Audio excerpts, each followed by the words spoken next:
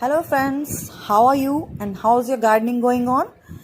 Welcome to Grooming Garden. This is Shalini. In today's video, I'll be telling you about some vegetables that you can grow in your house in the month of June and July. But before that, subscribe to my channel, press the bell icon and share the video.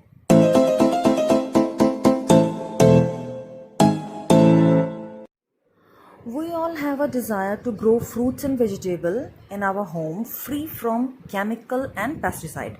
To fulfill this desire, we have to take the initial step to sowing the seeds.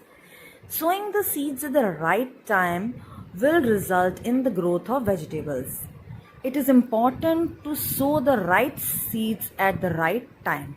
In this video, we'll be discussing which vegetables you can grow in the